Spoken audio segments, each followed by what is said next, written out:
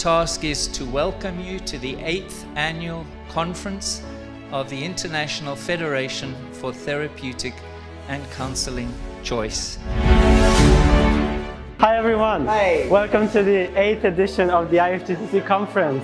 This year we gathered from over 27 nations. Yeah, it was an amazing conference. We are seeing people come from all over the world fighting for freedom and to show the truth about these issues to the world, which is amazing. These things go completely unspoken about in the media, etc. So it was great to see all these different perspectives coming together and all these facts, pure facts, relating to these issues.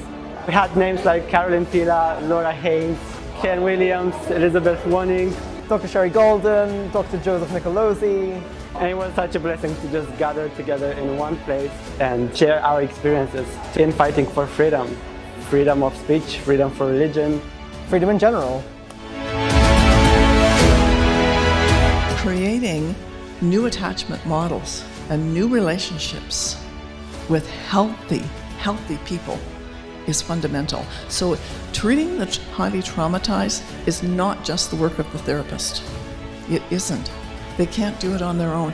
This person needs a loving, caring, trusting community. And that's why the church is absolutely essential to people who are highly traumatized. And for those in the LGBTQ community, this is really, really important. They need to know they can trust. You are to speak the truth, the biblical truth, to the power. That's the role of the church. Is this really happening, that someone is actually banning a therapeutic method or a therapeutic protocol for individuals who are sincerely seeking help? We're not talking about people who are being coerced to go into therapy. We're not talking about some kind of torture regime here. This is people voluntarily going into therapy for help, and this is being banned. Ask the Lord what He says about what happened right there. About, is that how the Lord feels about you? Did He feel that something was terrible about your identity? And I heard, just in my mind, I just heard, this was never you. The client will typically report behind that a longing, a craving, a yearning. I hunger for attention. I want to feel approved of. But I shared something else with her that she had never known before, and that was the topic of emotional dependency. She had never heard that before, and so I shared a testimony, a little booklet on emotional dependency. And she said, I wish someone had shared this with me when I was younger. And that kind of broke my heart, because I thought, why aren't we talking about this more in our churches? Why aren't we talking about what does a healthy relationship with a woman look like? Because many women don't know this. They don't even know what a healthy relationship looks like with their own mother. Our responses need to be faithful, first and foremost, and wise. And the first thing I'd like you to consider is this from Alexander Solzhenitsyn from his 1976 essay, Live Not by Lies.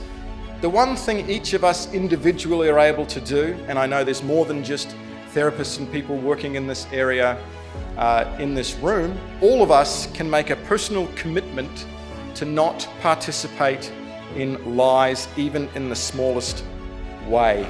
So if I'm getting involved in prayer for that person, if I cry with that person in their mess, if I'm going with that person through their struggles and problems, and if I'm understanding the struggles, I will be able to minister to that person as Jesus does, because Jesus is able to minister to us just because He understands us. And we need to be in a position to be able to push that back and resist it and realize where it comes from, because I don't think it's something that is going to be helpful in the UK or anywhere. It's going to be damaging. It's something that is going to destroy, the very fabric, the template that God said would be good and would be the best place for children to grow up. That's under threat. So I think we need to be aware spiritually, politically, in terms of best practice, the research information, that all of the things that we do, that should be grounded in that. There's a lot to learn, and so I think